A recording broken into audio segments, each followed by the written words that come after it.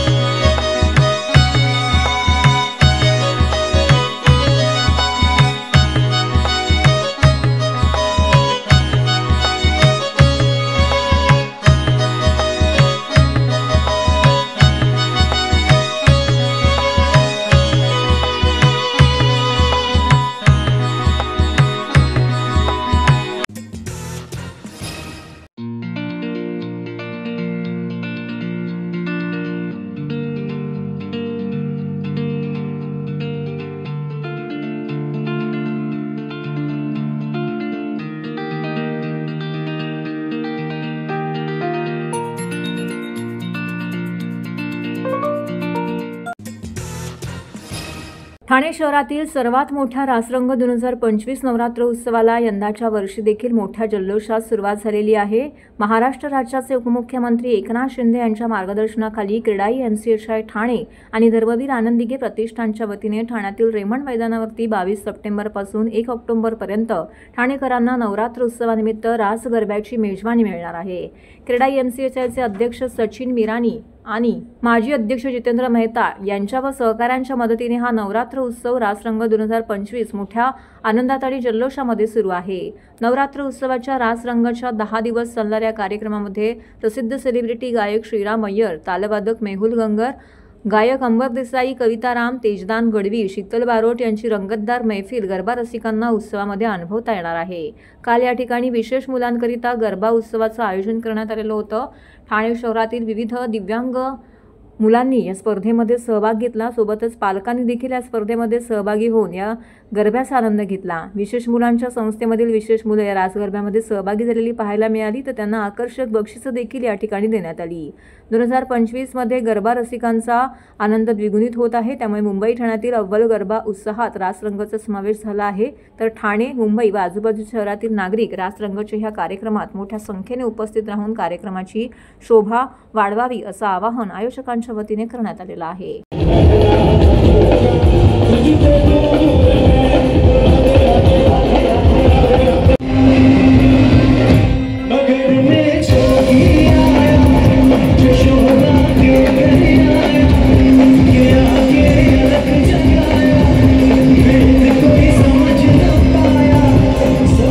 एकनाथ शिंदे साहेब पासून जे सहकारी आणि 2017 पासून रासरंग ठाण्यामध्ये चालू झालेला आहे। त्याच्यामध्ये एव्हरी इयर आम्ही एक स्पेशल चाइल्ड साठी प्रोग्राम ठेवतो आहे।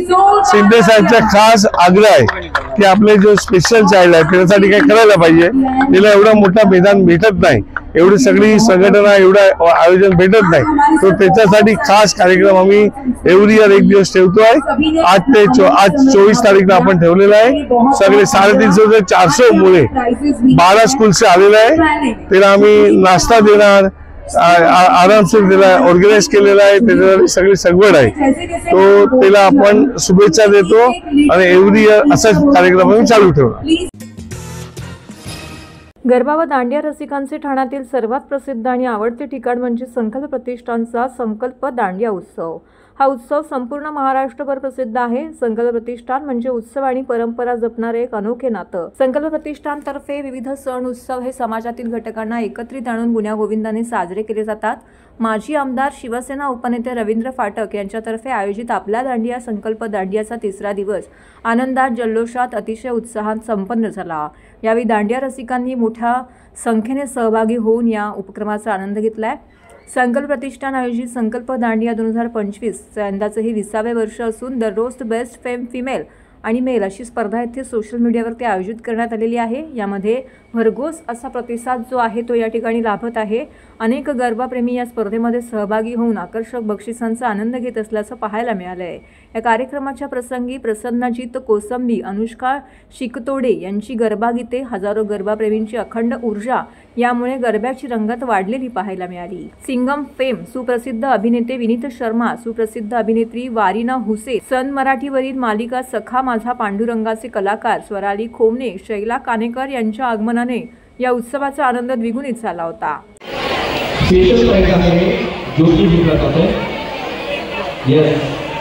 हर दिन यहाँ पे आके डांस करने वाली ये सभी सम्मान दिया जाता है।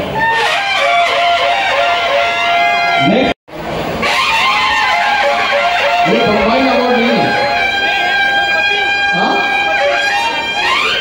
हस्बैंड हो फिर भी मुस्कुरा रहे हो, चल ठीक है।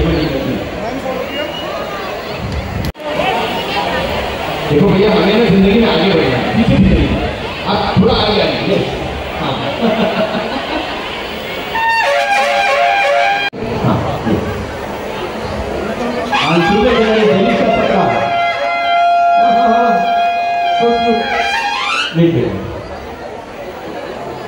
दिलीशा वरीना के हाथों आपको एक सम्मान दिया जा रहा है। देखो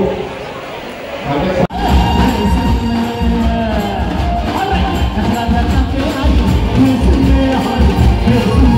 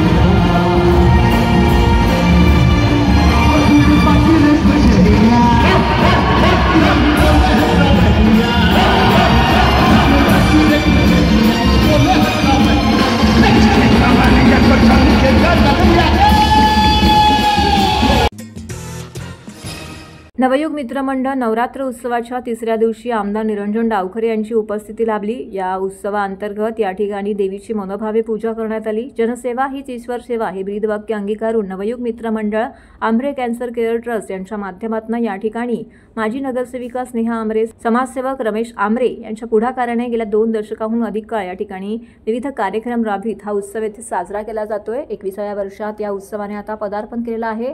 या प्रवासाचा संक्षिप्त कार्य अहवाल कोकण पदवीधर मतदारसंघाचे लोकप्रिय आमदार ॲडव्होकेट निरंजन डावखरे यांच्या हस्ते या ठिकाणी अनावरण करण्यात आले आहे। यावेळी मंडळाचे पदाधिकारी, मान्यवर सदस्य मोठ्या संख्येने येथे उपस्थित होते। तर यावेळी केरळा समाजातील वाद्य संस्कृतीचं या ठिकाणी सादरीकरण करण्यात आलं। तसेच महाआरती देखील येथे संपन्न झाली। बंगाली समाज, Navodaya trust, new Bengal club यांच्या हस्ते या ठिकाणी ही देवीची महाआरती करण्यात आली।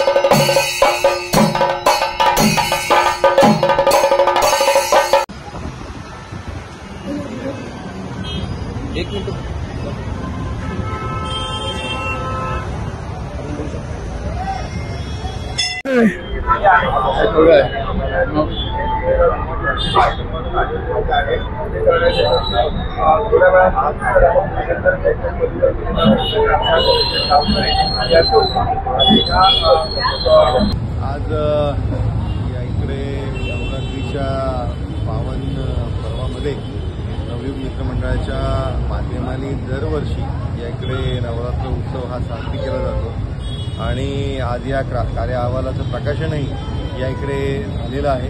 गेली 21 वर्ष सतत लोकांच्या सेवेसाठी कार्यरत राहिलेली हे नवयुग मित्रमंडळ आणि याच्या माध्यमाने सर्वसामान्यांचे प्रश्न हे सोडवण्याचा प्रामाणिक प्रयत्न हे सन्माननीय रमेशजी आमरे आणि आमच्या स्नेहाताई आमरे वहिनी यांच्या माध्यमाने सतत चालू असतात। या नवयुग मित्रमंडळाचे सर्व कार्यकर्ते सगळेच सांस्कृतिक उत्सव असतील, मग ते दहीहंडी असतील, त्याचबरोबर आपलं दुर्गा उत्सव असेल, या इकडे सुभाषचंद्र बोस यांची जयंतीचा कार्यक्रम असेल, सर्व धर्मीय, सर्व पंथीय, सर्व जातीय या इकडे सर्व धर्म समभाव या प्रेरणेने, या भावनेने हा मित्रमंडळ सतत काम करत असतो। नवयुग मित्रमंडळातर्फे दरवर्षीप्रमाणे याही वर्षी आम्ही कार्य अहवालाचं उद्घाटन केले आहे। आमदार निरंजन डावखरे यांच्या आता उद्घाटन झालेलं आहे। तुम्ही बघाल तर जे गड किल्ले आहेत, आपले 12 गड किल्ले आहेत जे युनेस्कोमध्ये गेलेले आहेत, ज्याला मान्यता भेटलेली आपले छत्रपती शिवाजी महाराजांचे गड किल्ले आहेत, त्यांचं आम्ही इथे देवीबरोबर त्यांचं प्रकाशन केलेलं आहे। तसेच सिंदूर जे पंतप्रधान नरेंद्र मोदी यांच्या मार्गदर्शनाखाली जे आता आपण जिंकलेलो आहोत, कुठल्या देशामध्ये आपण राज्य करतोय आणि आपला देश भारत देशात सर्वात 1 नंबर व्हावा अशी आमची भारतीयांची ही इच्छा आहे।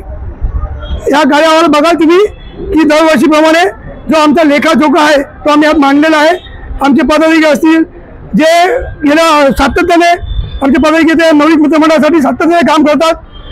तुम्ही दहीहंडी उत्सव बघा, नवरात्र उत्सव बघा, गेली 21 वर्ष हे सर्व सहकारी त्यांच्या मार्गदर्शनाखाली आम्ही हे आमरे परिवार नवरात्र उत्सव साजरा करतो। आज तुम्ही बघाल की दर दिवशी इथे वेगवेगळ्या समाजाची लोक आपली संस्कृती आणि आपली परंपरा जपतात। आज तुम्हाला केरळाची लोक होती, केरळावरून आलेली आहेत ती, आणि इथे त्यांचे काही भावबांधव राहतात, त्यांनी एकत्र मिळून आज इथे तुम्ही बघाल की त्यांची जी परंपरा आहे ती त्यांनी साजरी केली। नागरिकांना आणि ठाणेकरांना हे आवाहन करतो की देवीचे येऊन दर्शन घ्यावे, नवयुग मित्रमंडळाला आशीर्वाद द्यावा आणि असाच नवयुग मित्रमंडळाला चांगलं कार्य करत राहावं ही देवीची प्रार्थना करतो। तर हे होतं संघर्ष वृत्तवाहिनीचं आजचं बातमीपत्र। उद्या पुन्हा भेटू याच वेळी याच ठिकाणी ताज्या घडामोडींसह। तोपर्यंत नमस्कार।